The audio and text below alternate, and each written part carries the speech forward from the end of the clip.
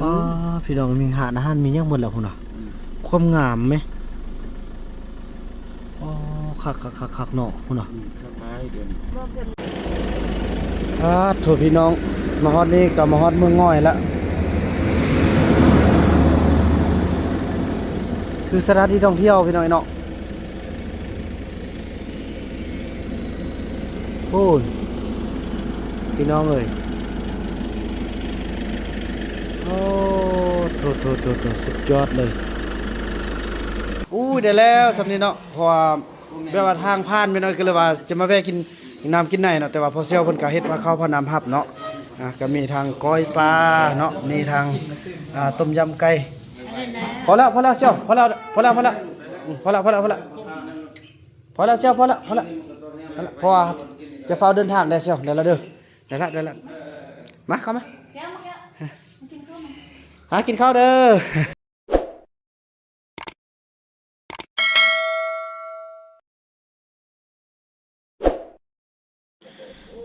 สบายดีท่านผู้ชมเนาะสบายดี FC ของบ่าวผู้นำกันเบิดสู่คู่สู่คนพี่น้องเอ้ยบ่ว่าสิอยู่ภายในหรือว่าอยู่ต่างประเทศกันหลังจากกินข้าวกินน้ำแล้วเด้อกลับกันเด้อโอกาสหน้าเจอกันเนาะก็ถือว่าพี่น้องเอ้ยโธ่คอยแลนเด้อพี่น้องเอ้ยกำลังจะกลับกัน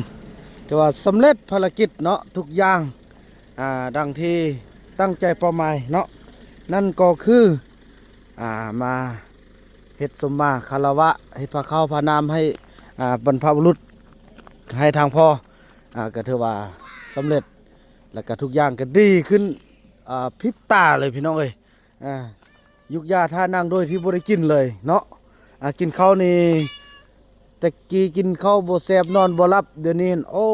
โถกินข้าวออกรุ่นหมู่เลยไปลูกจำขึ้นรถลูกไปไอ้ยงจำกลับบ้านกันโอ้ลูกสร้างนั่นท่านเลยไปลูกกินข้าวอิ่มละ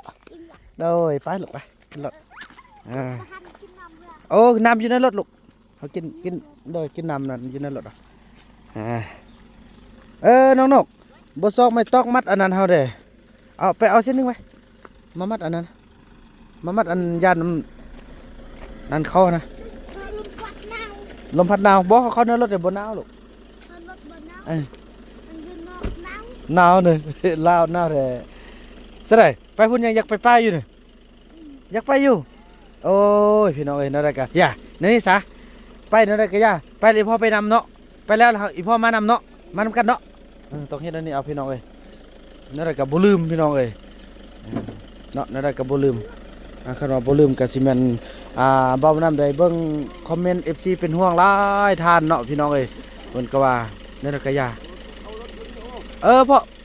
บ่เข้าหน้าเนี่ยโดยก็ได้สิเอาเข้านำออกนำพี่น้องเอ้ยเนาะไปลูกเข้าหน้าพี่ลูกเข้าหน้าพี่นั่นแหละก็บ่ลืมพี่น้องเอ้ยดึงได้เลยลูกบ่าวนำจะขอปฏิบัติตามที่ FC แนะนำเนาะพอเป็นห่วงพี่น้องชีวิตพอมันอยู่กันครบงำของหัวหน้าเผ่าพ่อบุญไทยอะไรก็แม่นเป็นเรื่องแท้จริงเขาก็บ่อันนั้นหรอกมันมีอันจูงใจมีอันบังคับพี่น้องฉะนั้นบ่าวนำก็ต้องจะได้ดูแลถ้าว่าลูกอยากไปก็สิให้ลูกไปน่ะไปแล้วก็กลับมาแล้วก็พามาเที่ยวจังซี่แหละสำสาให้เยอะพี่น้องเอ้ย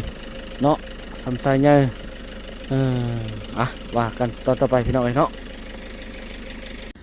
พี่น้องเนาะแล้วเขาก็จะได้กลับบ้านกันโอ้โถพี่น้องเอ้ยกะภาพบรรยากาศดีอยู่เนาะพ่อเนาะก็น่าเที่ยวส้มอยู่เลยพี่น้องภาคเหนือโอ้ละถือว่าอากาศเริ่มหนาวแล้วพี่น้องเอ้ยลมไล่นะเนาะก็ถือว่าโอ้โดนน่าสงสารเนี่ยพี่น้องคัดขึ้นไล่ขนาด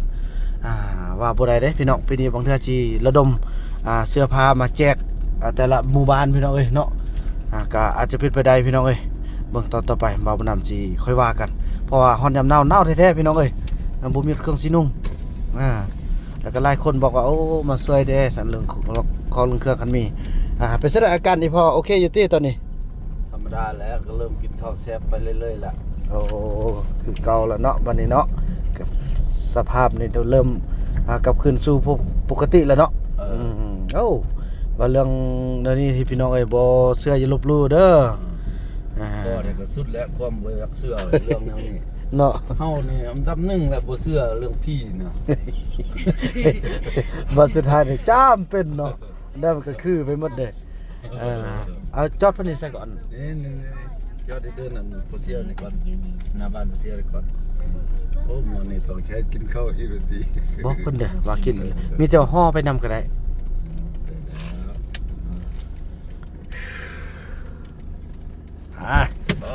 เพิ่นว่าฮะไปเอาอันหมักทั่วเนี่ยก็อยู่ซะก็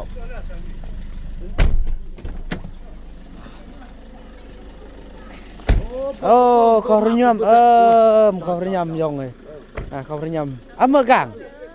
ยัดเมื่อยองกางยัดเมื่อโอ้เดยยองเดยโอ้เดยอย่าเลิกเบื่อลำยองเลยกำลังแรงสุขภาพแข็งแรงอันนี้ก็ถือว่าเป็นมอมนที่เพิ่นมาช่วยพวกเฮาพี่น้องเอ้ยเนาะอ้าวเด็กน้อย2คนเพิ่นซอกยังเสื้อดีออด บ่อยู่ในรถบ่หนาวเฮียอยู่ในรถสิเปิดแอร์อุ่นให้บ่หนาวบ่ถ้าจกเลยจกมันยากมันสิได้มัดตึมพี่น้องเอ้ยเนาะสิมันโอลมเบียกอยากตึมนิดนึงแล้วก็สิได้ไปแวะกินข้าวกินน้ำอยู่ทางพุ่นแหละพี่น้องทาง FC แต่ละบอนกันเนาะในการเดินทางมื้อนี้พี่น้องเอ้ยเด้อยงเมกาลยงเข้าเรียมอำยองเข้าเรียมพี่น้องเพิ่นก็มีของฝากของตอนเป็นหมักทั่วเป็นของอยู่ของกินพี่น้องเอ้ยมีหมักอันนี้ก็แม่นติอันเคลื่อนเลยเนี่ยอันนี้ก็เป็นเป็นนึ่งกินแซ่บเลยพี่น้องเนาะเป็นหมักทั่วให้เฮาเนาะตำกระแซ่บเนาะเนี่ยพี่น้องเอ้ยอันนี้นี่อีพ่อเพิ่นแข้งแห้งแล้วเพิ่นแจกโบนัสพี่น้องเอ้ยเพิ่นแข้งแห้งแล้วเพิ่นแจกโบนัสแล้วได้บัตร มีกำลังใจแจกโบนัสแล้วได้อายงเด้อายงเอาแม่นแหละเอาคือการหันเลยยังเป็นยังแม่เนาะลืมเมียตัวเองอีกนั่นเกือบลืมลูกอีกพ่ออันนี้บ่แม่นโตเฮาคั่วแล้วมันแตกตุบตับนั่นน่ะเอาเสื้อนำเด้อนี่อันสลีผู้พี่น้องเนาะเสื้อ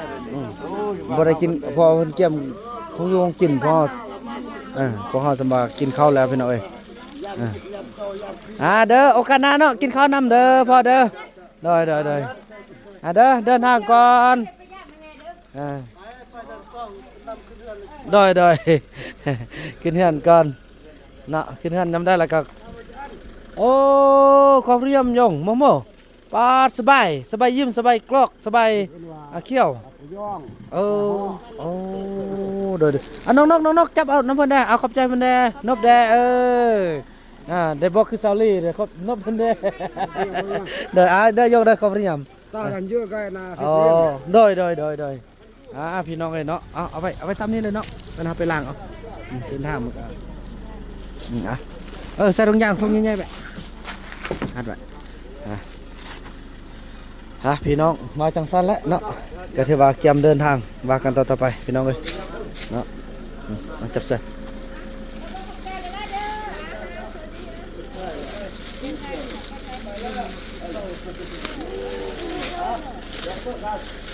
โอเค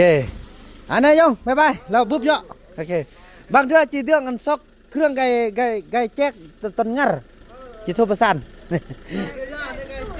เด้อในยาไก่แจ๊กเด้อเด้อ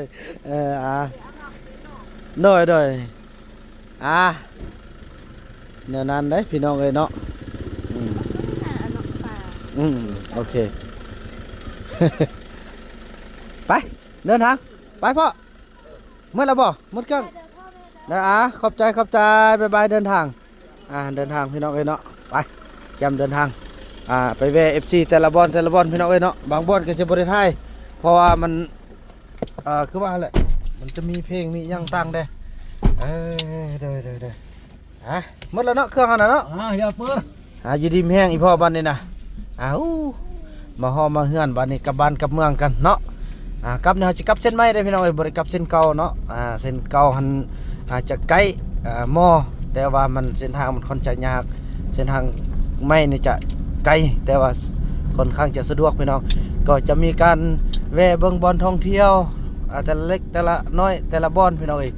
โดยเฉพาะคือเขตน้องเขียวเนาะเขตเมืองง่อยนี่พี่น้องเอ้ย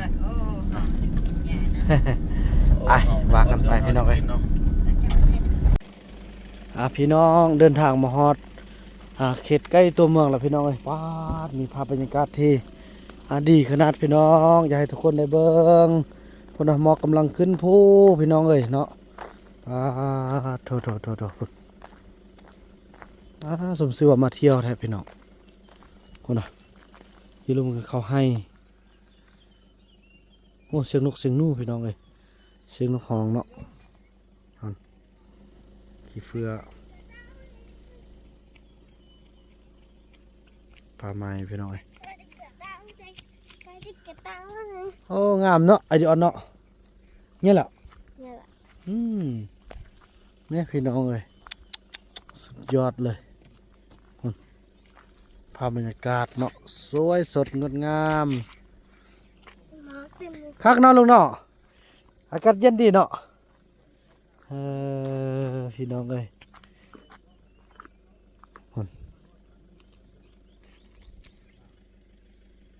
ทะเลเนาะ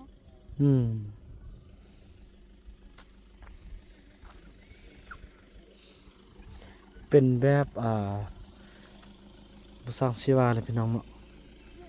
น่าเที่ยวอยู่เด้อากาศเย็นสดชื่นดีไปแก้มเดินทางกลับกันเนาะเดินทางต่อพี่น้องเอ้ยอุ้ยอบ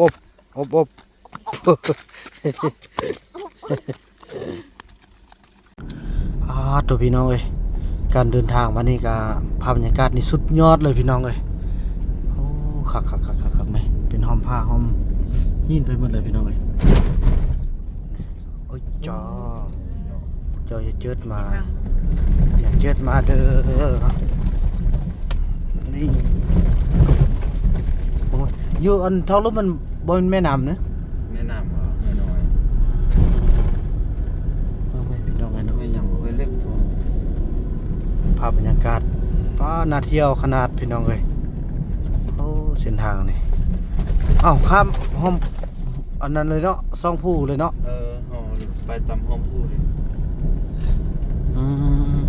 ภาพบรรยากาศสุดยอดเลย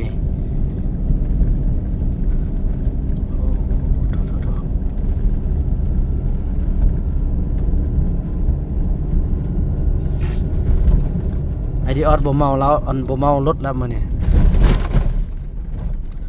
ลืงละโอ้น่าพามันเป็นท่องเที่ยวนี่เขา แรงท่องเที่ยวหรือเปล่า ปาดเขานี่พี่น้องนี่มีทำนี่โอ้งามแท้ว่ะ อะไรเหตุการณ์ เนาะน้องนกอยากเที่ยวบ่ เป็นแต่เยี่ยม นี่บ่เขาเที่ยว มันทำอะไรมาเยี่ยมว่ะ เขาใส่กระแจติบ่ใส่เนาะยินดีต้อนรับเป็นบ่อนเที่ยวหมดอันนี้ ไปเที่ยวบ่ฮอดเทื่อ ซึ่งเขาปิดซึ่งเขาปิดเนาะจริงเขาก็บ่ใส่กระแจหรอกอัดซื่อๆเนาะ เป็นบ่อน้ำอยู่นั่นว่ะ แม่นน่ะ มันเป็นน้ บ่อัน ำแต่ที่บ่ทันมีบ่เที่ยว นั่ แต่ น บ่ คืออันเห็นเขาล้อมหัวเห็นคือเป็นโอ่งนั่นน่ะ ว่า ต้องเป็นบ่อน้ำอยู่นั่น โอ้เนาะคักพี่น้องเอ้ย ก็หมอชดแล้วทำบ่อนอันเฮาไปเที่ยว น่ะ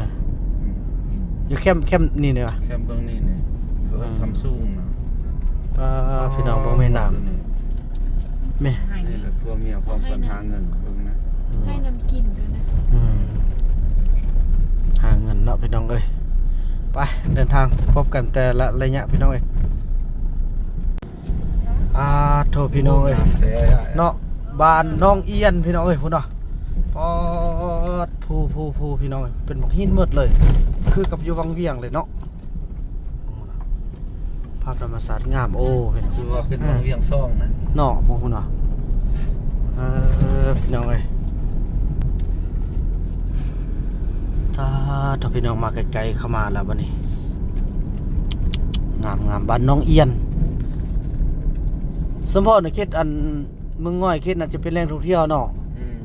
เป็นแนวนี้นี่อันนี้ขึ้นกับเมืองง่อยนั่นบ่ เมืองง่อยหมดแหละ พี่น้องเอ้ย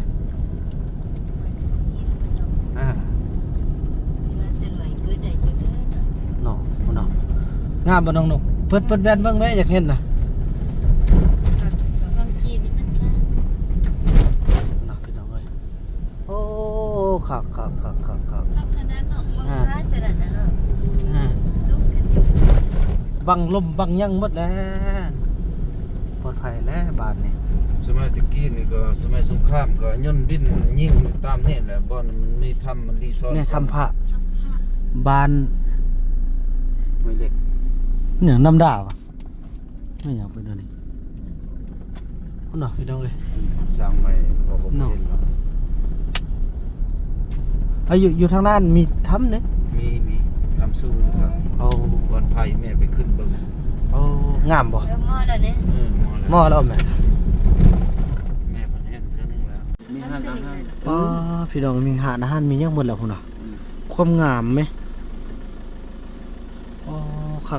กเนาะพุ่นน่ะ ข้างไม้เดี๋ยวนี้ หม้อเก็บน้ำเนาะดิบสุกันเนาะ สุดยอดเลยพุ่นน่ะ แต่ซั่นน่ะปลาหางขึ้นนะครับ โดนต่อไป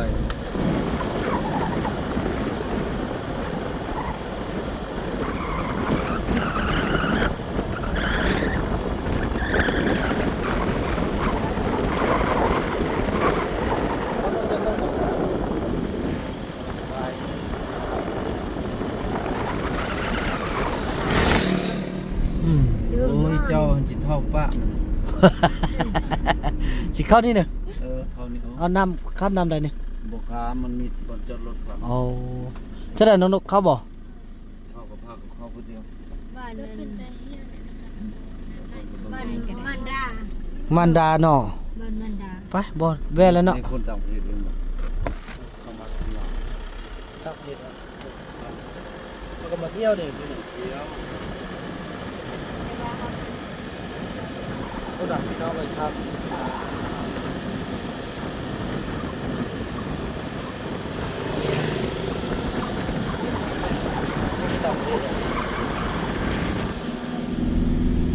มุ่นน่ะบังแม่เขาเริ่มปรับปรุงเนาะ งามแล้ว ผิวผาเมื่อย อีกชับๆปีนี่มาเที่ยวนี่งาม โถพี่น้องมาฮอดนี่กับมาฮอดเมืองง่อยแล้วคือสถานที่ท่องเที่ยวพี่น้อยเนาะโอ้ยพี่น้องเอ้ยโอ้โถสุดยอดเลย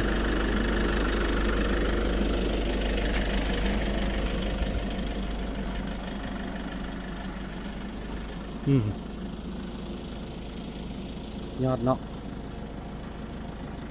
เป็นสถานที่ท่องเที่ยวมีที่พักมีเรือมีอย่างต่างพี่น้องเอ้ย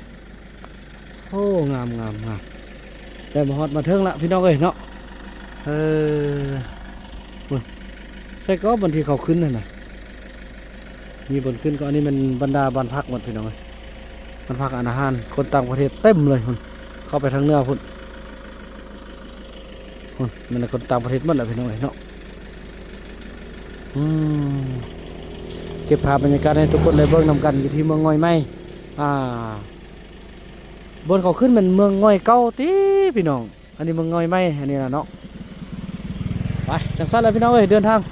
หากันต่อเนาะเก็บภาพบรรยากาศแต่ละจุดให้ทุกคนได้เบิ่งได้ชมนำกันพี่น้องเนาะพี่น้องแล้วการเดินทางของพวกเราก็มาฮอดตลาดเมืองน้ำบากพี่น้องเอ้ยเนาะพวกเราก็ได้แวะซื้อมาเกี้ยงพี่น้องมาเกี้ยงน้ำบากพี่น้องเอ้ยเนาะนี่ยังไม่เอาจักรลมแม่ ฮัลโหล อายงกินติบ่ลูกฝาด อันนี้จะมีมักเกี้ยงน้ำบากจะมีมักจอม แล้วก็มีมักส้มเขียวพี่น้องเอ้ยเนาะนี่มักพุก เอาสิโลท่องสิโลอาสิมันเนาะ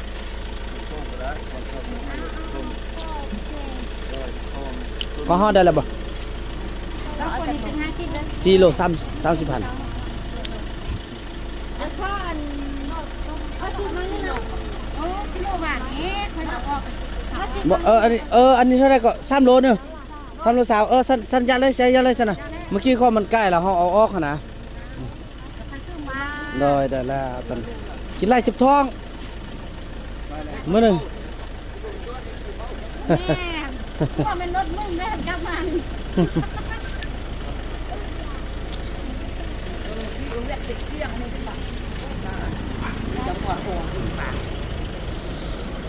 แล้วก็เลยได้กันมื้อแล้วเนาะ ว่านี่อ่ะนั่นนี่บอกกินกัน อืมส้มส้มหวาน ผมบ้านหน่อยหน่อย อืม อันนี้ เอา บ้านกว่าอันนี้ เอาต้นนั่นก็ได้ละโอเคแล้วล่ะ เนาะเอามาเสียงนะ ก็จะเอามาส้มเคี่ยวนี่มันหอมเลยก่อน ข้อซิมหัวเมียกับข้อเมียนี่ก็บ่ได้แม่ค่าอยากให้ซิมกับให้ดื่มก็ได้ เอาไปเอามานี่ ไม่ขาดแต่ดีใหญ่อยู่จังหน่อยกับสองพี่ เลิกเอาออกกับที่มือเนาะ โอ้ตาแจงเลย ตาแจ้งเลยบอก อืม ซื้อเป็นผักไอ้นอนก็กินบอกมะนาวตี บ่แม่นมักนาวลูก ไอ้ยังว่ามักนาวติพ่อเอ้าน้องเงินไอ้ให้น้องเมื่อกี้นะใบ50นะอ๋อ3ช่องเลยวะโอ้เอาเลยลูกไปเก็บขึ้นรถลูก ซื้อคุณกับลูก ซื้อขนมโอ้ไปเอามาเลยเอาเลยเอาตัวไหนน้องมาพี่เด้อเอาตัวใดเลือกเอาเลยก็เลยอิ่มข้าวซอยรถนั่นนี่ ไอ้ยงเลยไอ้อันนั้นเลยเดี๋ยวอันเดียวตัวละอันคือเท่าไหร่ดิ45 2อัน30โอเค30,000น้องเอาเงินใบ50มาเด้บ่ได้กินเอาอย่างตุ้มเดินแล้วโอ้ยสิได้เข้าป่าแล้วหืม ซื้อเป็นสอง ตัวใด นี่คือมีสุด ไม่อย่างหานเครื่องมือคัง อันคือ คังมันพิมพ์ได้แล้วบ่โอเคขึ้นรถเลยมานี่ขึ้นรถเลยไปพี่น้องเอ้ยแก้มเดินทางว่ากันต่อไปนะพี่น้องเนาะพี่น้องแล้วเฮาก็ได้เดินทางมาฮอดเงินเซี่ยวเนาะของบ่าวบุญนำพี่น้องนั่นก็คือCEO หมอทองพี่น้องเอ้ยเนาะนี่ เป็นหลังนี้ป่ะ แม่นละตอนนี้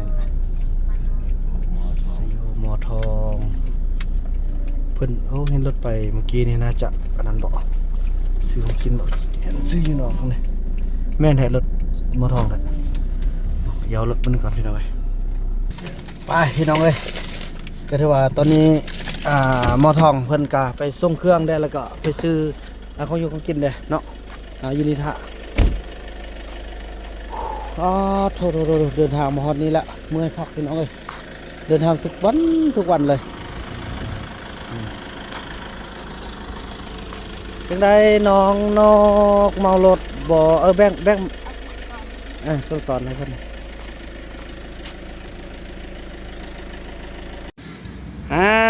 ล้างมือแล้วลูกไปกินข้าวไปอย่าไปกินข้าวพี่น้องเอ้ยเอาใส่ซากโอ้แบตหมดพี่น้องเอ้ยมื้อนี้ก็ถือว่ามากินข้าวยามเซี่ยวเนาะหรือว่าทางหมอทองCEOหมอทองเนาะมากินในคลินิกเลยพี่น้องพอเฮือนก็บ่ทันแล้วเนาะกำลังตกแต่งไปเรื่อยๆกันพี่น้องเอ้ยมันป๊อดเงินหลักบักใหญ่พี่น้องเอ้ยมันกำลังตกแต่งเนาะไปเข้าไปกินข้าวกินน้ำเด้อกินข้าวเด้อกินน้ำกันเด้อไปพี่น้องเนาะสบายดีเด้อแม่เซี่ยวเด้อสบายดีเซี่ยว พี่น้องกันนี่ได้แล้วสำนี้เนาะเพราะว่าแบบว่าทางผ่านไปหน่อยก็เลยว่าจะมาแวะกินน้ำกินไหนเนาะแต่ว่าพอเซี่ยวเพิ่นก็เฮ็ดมาเข้าพน้ำฮับเนาะก็มีทางก้อยปลาเนาะมีทางต้มยำไก่พอแล้วเซี่ยวพอแล้วเซี่ยวพอแล้วเพราะว่าจะเฝ้าเดินทางได้เซี่ยวได้แล้วเด้อได้ละมาเข้ามากินข้าวเด้อใส่พื้นที่คลินิกเป็นบอลกินข้าวก่อนพี่น้องพ่อเพิ่นกาจังซั่นแหละกำลังสร้างเดี๋ยวจะได้หวังว่าจะมีมื้อนึงจะได้มาพา FC มานอนย่านคฤหาสน์ของหมอทองพี่น้องเนาะ มี4มือเลย เนาะมือขึ้นเฮือนในต้องมัน4-5 มือแหละไปน้องๆอ่ะเข้าไปเลยอ่ะพี่น้อง แต่งไหม เนาะเอาจังสั้นพี่น้องกินข้าวกินน้ำกันเนาะกลับก่อนเด้อแม่เซี่ยวเด้อโอ้ยขอบอกขอบใจการต้อนรับกับสู้แน่นี่ก็เดือน3ก็จะได้มาขึ้นเฮือนเพิ่นละเด้พี่น้องเอ้ยเนาะทางเซี่ยวเพิ่นนี่กำลังตกแต่งเป็นงานไม้พี่น้องเอ้ยเนาะนี่เนาะ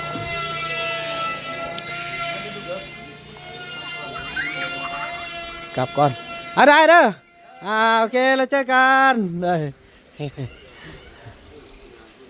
เถอะ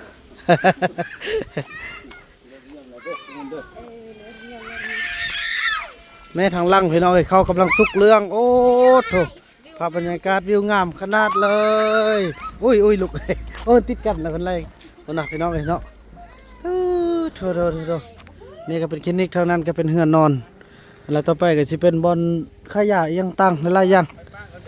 ไม่ใช่เดินทางก่อนขอบใจละลายโดยไปมานี่กลับกันพี่น้องเนาะพี่น้องแล้วกันเดินทางของพวกเฮามาฮอดนี้ก็จะได้แวะกินข้าวนำ FC ของเฮาในเขาเจ้า5พาเข้าไทยแล้วแต่จริง5ตั้งแต่เช้านะพี่น้องเอ้ยเนาะไปพักผ่อนกันโอ้เบิ่งอันน้องนกบล็อกเพิ่นไปปิดเพลงก่อนไว้เพราะเขาเจ้าเปิดเพลงไว้โทษพี่น้องเอ้ยเปิดเพลงแท้พี่น้องเอ้ยบ่ได้โอ้หูอันนี้คือตัวแทนขยะเฮาเนาะมีทางเอ้ยแผ่แล้วก็เอ้ยพรโอ้ตัวพ่อหมดเลยพันนะไปปิดเพลงหนึ่งกันให้น้องเอ้ยโอเคนั่นแหละไปแม่ลงมา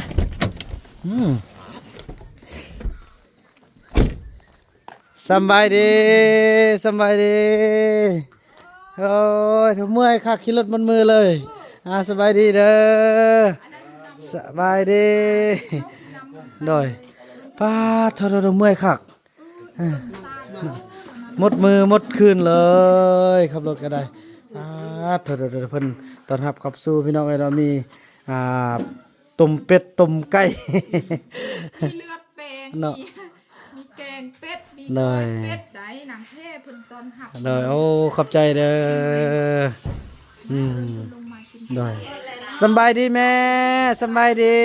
เนี่ยพี่น้องเอ้ย นั่นแหละตัวตึงนั้นกินยาบุญน้ำนะ เป็นเสร็จแล้วตัวนี้เลือดเศร้าละ สลีเสดอเดมีอะไร หนึ่งเนี่ยเมียอยู่ไหนแล้วเป็นเสร็จแล้วแม่อันอาการเลือดอันเศร้าละซะละ บ่ ยังอยู่ แต่ว่ากับบอทอันขั้นหายแหง เนี่ยแล้วเป็นเสร็จแล้ว เลยอีเมเศร้ามากินของอันหมอเทพหันโต เอาแล้วเทวายาของเขาบ่หมดเถอะ หมด หมดแล้วหมดแล้วเทว่า เอาเฮออันบักอูดลูกชายหันซองห่อนี้ลาวค่ะเจ็บประดมคอละว่า เทว่ามื้อนี้บ่นอนนี่ อันลูกน่าจะนอนอันนั้นแม่เทว่าทำผสมเนาะแล้วพี่น้องเลยคือเดี๋ยวว่าได้กินข้าวกินน้ำกับ FC เนาะอยู่ทางบ้านดอนโมทางเอ่ยพรทางเอ่ยแพร่เนาะสำเร็จกันไปรถก็ได้จอดไว้ลุ่มส่วนพ่อแม่ก็นอนไอ้บุญยง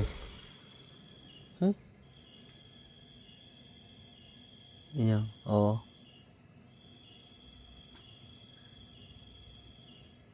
เสียงยังคือรถลมนี่พี่น้องแม่นวะ